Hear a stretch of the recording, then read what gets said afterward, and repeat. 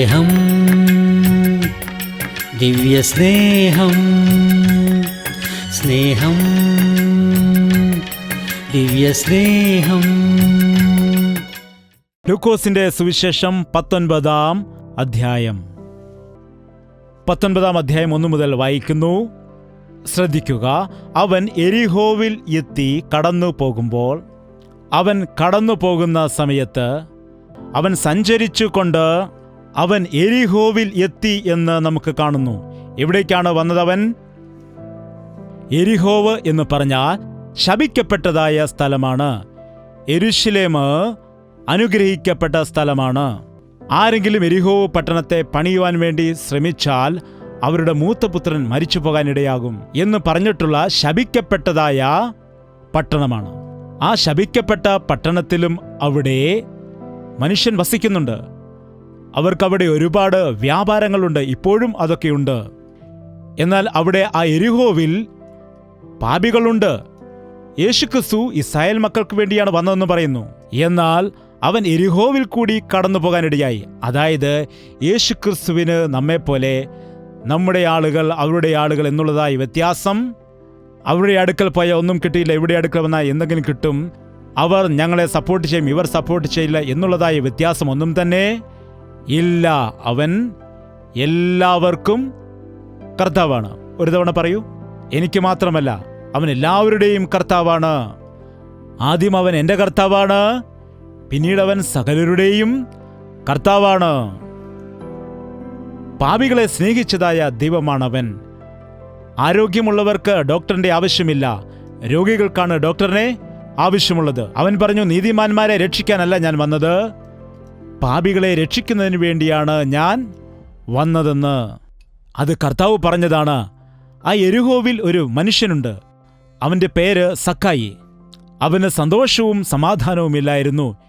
യേശുക്രിസ്തു അവനെ രക്ഷിക്കണം എന്ന് ആഗ്രഹിച്ചുകൊണ്ട് അവനു വേണ്ടി ആ ദേശത്തിലേക്ക് വരുന്നതായിട്ട് കാണാൻ കഴിയും. ചില സമയത്ത് ചില മീറ്റിങ്ങുകൾ സംഘടിപ്പിക്കുമ്പോൾ 100 കണക്കിന് ആളുകൾ വരുമ്പോൾ, ചില മീറ്റിങ്ങിൽ 1000 ആളുകൾ വരാറുണ്ട്. എന്നാൽ ചില മീറ്റിങ്ങുകളിൽ ചില വ്യക്തികൾ എൻ്റെ അടുക്കൽ വന്ന് പറയാറുണ്ട്, ദേവദാസ, ഈ മീറ്റിംഗ് എനിക്ക് വേണ്ടി തന്നെയാണ് വെച്ചത് എന്ന്. എനിക്ക് മാത്രം കറക്റ്റായിട്ട് ഞാൻ നശിച്ചു പോകേണ്ടുന്നതായ സന്ദർഭത്തിൽ എനിക്ക് ആവശ്യമായ വചനം ഇതിൽ നിന്ന് ലഭിച്ചു. ഈ മീറ്റിംഗിൽ കൂടി എനിക്ക് മാനസാന്തരപ്പെടാൻ കഴിഞ്ഞു. ദൈവം എന്നോട് തന്നെയാണ് സംസാരിച്ചത്, എനിക്ക് വേണ്ടിയാണ് ദൈവം സംസാരിച്ചത് എന്ന് പല വ്യക്തികളും പറയുന്നത് ഞാൻ കേട്ടിട്ടുണ്ട്. എൻ്റെ പിതാവ് ഒരു ഡെപ്യൂട്ടി എഞ്ചിനീയറായിട്ട് ജോലി ചെയ്തിരുന്ന സമയത്ത്, ഞങ്ങളുടെ സ്ഥലത്ത് ജോലി ചെയ്ത സമയത്ത് അദ്ദേഹത്തിന് ഇഷ്ടം പോലെയായിരുന്നു ജീവിച്ചിരുന്നത്. അങ്ങനെ ജീവിതത്തിൽ നിരാശപ്പെട്ട് ആത്മഹത്യ ചെയ്യാൻ വേണ്ടി തീരുമാനിച്ച് പോയ സമയത്ത് ഇതുപോലെ ഒരു മീറ്റിംഗ് അവിടെ നടക്കുന്നത് കാണാനിടയായി.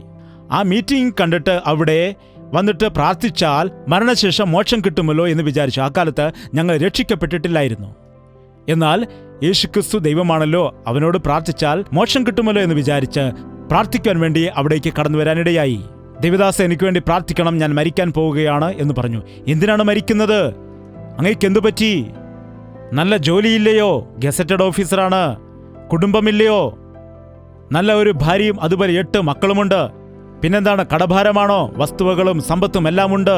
പിന്നെ എന്തിനാണ് മരിക്കുന്നത്? എനിക്ക് സമാധാനമില്ല, ഞാൻ മദ്യത്തിന് അടിമയായിരിക്കുന്നു, ഞാൻ കൂട്ടുകാരോടൊപ്പം ചേർന്ന് രാത്രി മുഴുവൻ ചീട്ട് കളിക്കുകയാണ് ചെയ്യുന്നത്, എൻ്റെ ജീവിതത്തിൽ സമാധാനമില്ല, അതുകൊണ്ട് ഞാൻ മരിക്കുകയാണ്, എനിക്ക് വേണ്ടി പ്രാർത്ഥിക്കുവാൻ പറഞ്ഞു. മരിക്കേണ്ട ആവശ്യമില്ല, നിനക്ക് വേണ്ടി യേശുക്രിസ്തു മരിച്ചിരിക്കുന്നു, അവൻ്റെ അടിപ്പിണരാൽ നിനക്ക് സൗഖ്യം വന്നിരിക്കുന്നു, അതുകൊണ്ട് മുഴങ്കാൽ മടക്കി പ്രാർത്ഥിക്കുമെന്ന് പറഞ്ഞ് പ്രാർത്ഥിച്ച് അദ്ദേഹത്തിൻ്റെ തലയിൽ കൈവച്ച് പ്രാർത്ഥിച്ചപ്പോൾ അത്ഭുതകരമായി മാറ്റമുണ്ടായി. യഥാർത്ഥമായ മാറ്റം അതാണ്. രോഗം മാറുന്നതല്ല മാറ്റം. രോഗം മാറിയാൽ വീണ്ടും വരും. വരില്ലേ? ചുമ മാറാൻ വേണ്ടി ഒരു ഡോക്ടറിൻ്റെ അടുക്കൽ എത്ര തവണ പോയിട്ടുണ്ട്? പനി മാറുന്നതിന് വേണ്ടി ഒരു ഡോക്ടറിൻ്റെ അടുക്കൽ എത്ര തവണ പോയിട്ടുണ്ട്? ഒരേ ഡോക്ടറിൻ്റെ അടുക്കിലേക്ക് പല്ലുവേദന എന്ന് പറഞ്ഞിട്ട് എത്ര തവണ പോയിട്ടുണ്ട് നിങ്ങൾ? ഒരു തവണ പോയിട്ട് 3 മാസം കഴിഞ്ഞ് വീണ്ടും പോകും, അത് കഴിഞ്ഞിട്ട് വീണ്ടും വരും, അത് കഴിഞ്ഞ് അടുത്ത പല്ലും കൂടെ പോകും. ഈ ലോകത്തിൽ നാം ആയിരിക്കുമ്പോൾ, നാം ശരീരത്തിൽ ആയിരിക്കുമ്പോൾ ഇതൊക്കെ വരികയും പോവുകയും ചെയ്യും. അതൊന്നും വലിയ കണക്കാക്കണ്ട. എന്നാൽ ഒരു ആത്മാവ് രക്ഷിക്കപ്പെടുകയാണെങ്കിൽ, ഒരു തവണ നീ രക്ഷിക്കപ്പെട്ടാൽ അത് ശാശ്വതമായ രക്ഷയാണ്. ആ ദിവസം ഞങ്ങളുടെ പിതാവ് മാനസാന്തരപ്പെട്ടു എന്ന് മനസ്സിലാക്കി. എനിക്കൊന്ന് 18 വയസ്സുണ്ട്. എൻ്റെ പിതാവിനെ ഞാൻ കാണുന്നുണ്ടപ്പോൾ. അദ്ദേഹം ദുർമാർഗിയായി ജീവിക്കുന്നത് ഞാൻ കണ്ടിട്ടുണ്ട്. അടുത്ത ദിവസം തന്നെ അദ്ദേഹം ബ്രാൻഡി കുപ്പികളെല്ലാം കൊണ്ടുവന്ന്, സിഗരറ്റ് പാക്കറ്റുകൾ കൊണ്ടുവന്ന്, ആ സിനിമാ ചിത്രങ്ങളെല്ലാം കൊണ്ടുവന്നിട്ട് മണ്ണെണ്ണയൊഴിച്ച് കത്തിക്കാനിടയായി. എല്ലാവർക്കും ബൈബിൾ വാങ്ങിച്ചു കൊണ്ടുവന്നിട്ട് ഓരോരുത്തർക്കും ഓരോ ബൈബിൾ കൊടുത്തു. ക്ലബിൽ പോകുന്നത് നിർത്തി, മദ്യപിക്കുന്നത് നിർത്തി, മുഴങ്കാൽ മടക്കി പ്രാർത്ഥിക്കുവാൻ ആരംഭിച്ചു. അങ്ങനെയില്ലായിരുന്നെങ്കിൽ ഞാനും യേശുവിൽ വിശ്വസിക്കലായിരുന്നു. ദൈവവും പിശാചുമില്ലെന്ന് വിശ്വസിച്ച് നടന്നവനാണ് ഞാൻ. എന്നാൽ എൻ്റെ പിതാവിൻ്റെ മാനസാന്തരം ഞാൻ കണ്ടിട്ട് പറഞ്ഞു, യേശു യഥാർത്ഥമായ ദൈവമാണെന്ന്. എൻ്റെ പിതാവ് പറയുമായിരുന്നു, ആ കൺവെൻഷൻ അന്ന് എന്തിനാണ് വെച്ചത്, അത് എന്നെ മാറ്റുന്നതിന് വേണ്ടിയാകുന്നുവെന്ന് എന്ന് പിതാവ് സാക്ഷ്യം പറയുമായിരുന്നു. ഞാൻ എന്താണ് പറയുന്നതെന്നറിയാമോ? ആ മീറ്റിംഗിൽ എന്തുകൊണ്ടാണ് പിതാവിനെ മാറ്റിയതെന്ന് വെച്ചാൽ അത് എന്നെ മാറ്റുന്നതിന് വേണ്ടിയാണ്. ഞാൻ ദൈവമില്ലാതെ എൻ്റെ ഇഷ്ടം പോലെ ജീവിക്കുന്നല്ലോ. പിതാവ് മാറിയതുകൊണ്ട് ആദ്യം തന്നെ എനിക്ക് വേണ്ടി പ്രാർത്ഥിക്കുവാൻ ആരംഭിച്ചു. ദൈവമേ, എൻ്റെ പാപങ്ങൾ എൻ്റെ മൂത്ത പുത്രൻ്റെ മേൽ കണക്കിടരുതേ എന്ന് പ്രാർത്ഥിച്ചു. ജയ്പോളിനെ അനുഗ്രഹിക്കണമേ, ജയ്പോളിനെ രക്ഷിക്കണമേ എന്ന് കണ്ണുനീരോടെ പ്രാർത്ഥിച്ചപ്പോൾ എനിക്ക് കോപം വരുമായിരുന്നു. നിങ്ങൾക്ക് 40 വർഷം നിങ്ങൾക്ക് ഇഷ്ടമുള്ളതുപോലെയൊക്കെ നിങ്ങൾ ജീവിച്ചു നടന്നു. എനിക്ക് 18 വയസ്സേ ഉള്ളൂ. ഞാൻ ലോകപ്രകാരം ജീവിച്ചിട്ടില്ല.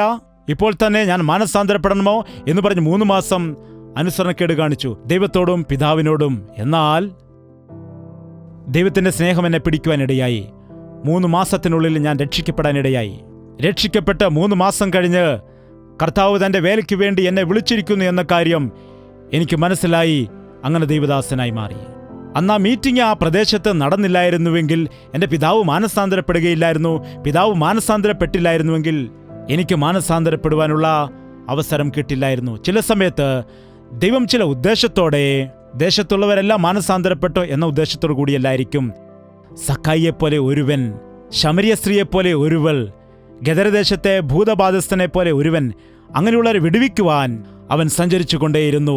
ആഴ്ച മുഴുവൻ എവിടെങ്കിലുമൊക്കെ പോകണമെന്നുള്ള ആഗ്രഹമായിരുന്നു എനിക്ക്. യൗവനപ്രായം മുതൽ നടക്കുകയാണ്. നടന്നു പോകുന്നു, സൈക്കിളിൽ പോകുന്നു, ബസ്സിൽ പോകുന്നു, റിക്ഷയിൽ പോകുന്നു, എത്രയോ ഗ്രാമങ്ങളിൽ പോകുന്നു, എത്രയോ കുഗ്രാമങ്ങളിൽ പോയിട്ടുണ്ട്. അതുപോലെ വനാന്തരങ്ങളിൽ താമസിക്കുന്ന ആളുകളുടെ ഇടയിലേക്ക്, അവർ താമസിക്കുന്ന ചെറിയ കുടിലുകളിൽ പോയി, ചെറിയ ചെറിയ ഗ്രാമങ്ങളിൽ പോയിട്ടുണ്ട്. എനിക്ക് പറയേണ്ട ആവശ്യമില്ല. എന്നാൽ ഞാൻ ഇപ്പോഴും ടി വിയിൽ കൂടി എല്ലാ ദേശങ്ങളിലേക്കും പോകുന്നു. കിടന്നുറങ്ങാൻ കഴിയില്ലയോ? എന്താണ്? ദൈവം പോകുവാൻ പറഞ്ഞു. സകല ലോകത്തിലേക്കും ചെന്ന് സുവിശേഷം പ്രസംഗിക്കൂ എന്ന് പറഞ്ഞു. ഏത് വചനത്തിൽ കൂടി ആരെ മാറ്റുവാനാണ് കഴിയുന്നത്? ഏത് മീറ്റിംഗിൽ വെച്ച് ആരാണ് രക്ഷിക്കപ്പെടുന്നത്? ആർക്കാണ് വിശ്വാസത്തിൽ വർധനവുണ്ടാകുന്നത്? ദൈവത്തിന് അറിയാവുന്നതുകൊണ്ട് ദൈവം ഇങ്ങനെയുള്ള മീറ്റിംഗ് സംഘടിപ്പിച്ചു. ഇന്ന് ആർക്കു വേണ്ടി ഈ മീറ്റിംഗ് സംഘടിപ്പിച്ചു എന്ന് എനിക്ക് അറിയുകയില്ല. എന്നാൽ അതെനിക്ക് വേണ്ടിയാണ് എന്ന് നിങ്ങൾ പറയുകയാണെങ്കിൽ അതിൽ കൂടി നിങ്ങൾക്ക് അനുഗ്രഹിക്കപ്പെടാൻ കഴിയും. എഴുന്നേറ്റ് നിൽക്കൂ, നമുക്ക് പ്രാർത്ഥിക്കാം. ഞങ്ങളുടെ യൗവനക്കാരെ നിന്റെ കരങ്ങളേൽപ്പിച്ച് പ്രാർത്ഥിക്കുന്നപ്പാ. ഞങ്ങളുടെ കുടുംബങ്ങളെ നിന്റെ കരങ്ങളേൽപ്പിച്ച് പ്രാർത്ഥിക്കുന്നു. ഞാനും എൻ്റെ കുടുംബവും നിന്നിൽ വിശ്വസിക്കുന്നു. ഞങ്ങളുടെ കുടുംബത്തെ രക്ഷിക്കണമേ കർത്താവേ. നിനക്കിഷ്ടമില്ലാത്ത പാപങ്ങളെല്ലാം വിട്ടുകളയുകയാണ്. നിന്റെ ഹിതപ്രകാരം എന്നെ നടത്തി ഞാൻ പോകേണ്ടുന്ന വഴി നീ എനിക്ക് കാണിച്ചു തരണമേ എന്ന് നമുക്ക് വായി തുറന്ന് പ്രാർത്ഥിക്കാം. യേശുവേ, നീ എന്നോട് കൂടെ ഇരിക്കണമേ. എൻ്റെ ഭവനത്തിൽ ഉണ്ടായിരിക്കണമേ. കർത്താവേ, നീ എന്നോട് കൂടെ ജീവിക്കണം. നിന്റെ സാക്ഷിയായി ജീവിക്കുവാൻ ഞാൻ ആഗ്രഹിക്കുന്നു. എനിക്ക് വേണ്ടി പ്രാർത്ഥിക്കണമെന്ന് ആരെങ്കിലും പറയുകയാണെങ്കിൽ നിങ്ങളുടെ വലംകരം ഉയർത്തുക. നിങ്ങൾക്ക് വേണ്ടി പ്രത്യേകം പ്രാർത്ഥിക്കുന്നു. കർത്താവിൻ്റെ സന്നിധിയിലേക്ക് അടുത്തു വരാം. ഇതാ, കർത്താവ് നിന്റെ കരങ്ങളെ കാണുന്നുണ്ട്.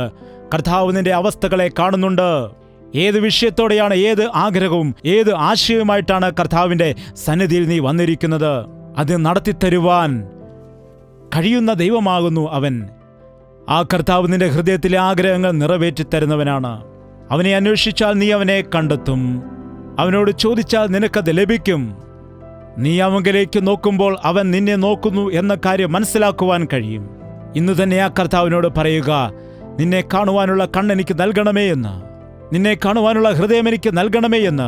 എൻ്റെ ഹൃദയത്തിലേക്ക് നീ ഇറങ്ങി വരണമേ, എന്നോട് കൂടെ പാർക്കണമേ എന്ന്, എൻ്റെ ഭവനത്തിലേക്ക് നീ വരണമേ എന്ന് കർത്താവിനോട് പ്രാർത്ഥിക്കാം. പരിശുദ്ധനായ സ്നേഹമുള്ള പിതാവേ, ഒരിക്കൽ കൂടി നിന്റെ മക്കളെ നീ നോക്കണമേ. കരങ്ങൾ ഉയർത്തിയിട്ട് എൻ്റെ യേശുവിനോടൊപ്പം ഞാൻ നടക്കണമെന്ന് ആഗ്രഹിക്കുന്നു. എൻ്റെ ഭവനത്തിലേക്ക് എൻ്റെ കർത്താവ് വരുവാൻ ഞാൻ ആഗ്രഹിക്കുന്നു. എൻ്റെ ജീവിതത്തിൽ ഒരു മാറ്റം ഉണ്ടാകാൻ ഞാൻ ആഗ്രഹിക്കുന്നു. യഥാർത്ഥമായ മാനസാന്തരം ഞാൻ പ്രാപിച്ചുകൊണ്ട് ഈ ലോകത്തിലെ താൽക്കാലികമായ സുഖ സൗഭാഗ്യങ്ങളിൽ ലഭിക്കുന്നതായ എല്ലാ സന്തോഷങ്ങളും വിട്ടിട്ട് കർത്താവ് നൽകുന്നതായ നിത്യ സന്തോഷത്തെ രക്ഷയുടെ ആനന്ദത്തെ പ്രാപിക്കുവാൻ ആരൊക്കെയാണോ ആഗ്രഹിച്ചുകൊണ്ട് പ്രാർത്ഥിക്കുന്നത്, അവരുടെ ഹൃദയങ്ങളിലേക്ക് നീ വരണമേ കർത്താവേ. നീ ആയിരിക്കുന്നിടത്ത് ഇരുട്ടില്ല, നീ ആയിരിക്കുന്ന സ്ഥലത്ത് സമാധാനമുണ്ട്, നീ ഉള്ള സ്ഥലത്ത് രോഗമില്ല, നീ ഉള്ളിടത്ത് പിശാചിന് വരുവാൻ കഴിയില്ല, നീ ഉള്ള സ്ഥലത്ത് സന്തോഷമുണ്ട്. എൻ്റെ ഹൃദയത്തിലേക്ക് വരണമേ, എൻ്റെ ഭവനത്തിൽ വരണമേ എന്ന് ആരൊക്കെയാണോ പ്രാർത്ഥിക്കുന്നത്, അങ്ങനെയുള്ള എല്ലാവരെയും നീ സ്പർശിക്കുമാറാകണമേ. ഏതു കുടുംബത്തിലാണ് പിശാചിന്റെ പരീക്ഷണങ്ങൾ ഉള്ളത്, ഏതു കുടുംബത്തിലാണ് മദ്യപാന ആസക്തിയുള്ള ആളുകൾ ഉള്ളത്, അങ്ങനെയുള്ളവരെ നീ ഇന്ന് സന്ദർശിക്കുമാറാകണമേ. അവർക്ക് മാനസാന്തരം കൊടുത്തുകൊണ്ട് വിശുദ്ധരായി ജീവിക്കുവാൻ നീ ഇന്ന് സഹായിക്കണമേ. ഞങ്ങളുടെ കുടുംബത്തിന് രക്ഷ നൽകണമേ. നിന്റെ വരവ് സമീപമായിരിക്കുകയാൽ ഞങ്ങളിൽ ആരും തന്നെ നശിച്ചു നരകത്തിലേക്ക് പോകാതെ രക്ഷിക്കപ്പെട്ട് നിന്റെ രാജ്യത്തിന് അവകാശികളാകാൻ നിന്റെ കൃപ പകരണമെന്ന് യേശുക്രിസ്തുവിന്റെ നാമത്തിൽ അപേക്ഷിക്കുന്നു പിതാവേ.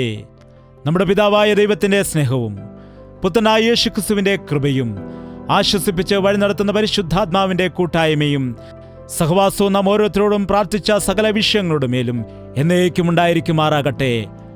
ആമേൻ, ആമേൻ, ആമേൻ.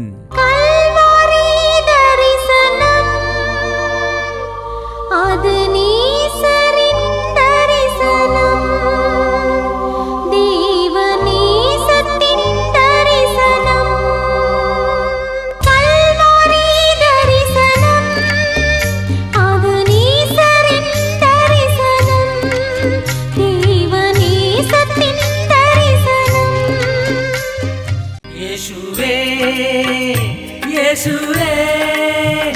യേശുവേ, യേശുവേ, യേശുവേ, യേശുവേ, യേശുവേ, യേശുവേ. നിന്നെ നിന്നെ എന്നും ഞാൻ സേവിക്കും, നീ മാത്രം രാജാവെന്നും. നിന്നെ നിന്നെ എന്നും ഞാൻ സേവിക്കും, നീ മാത്രം രാജാവെന്നും. യേശുവേ, യേശുവേ, യേശുവേ, യേശുവേ, യേശുവേ, യേശുവേ, യേശുവേ, യേശുവേ, യേശുവേ, യേശുവേ, യേശുവേ, യേശുവേ, യേശുവേ, യേശുവേ.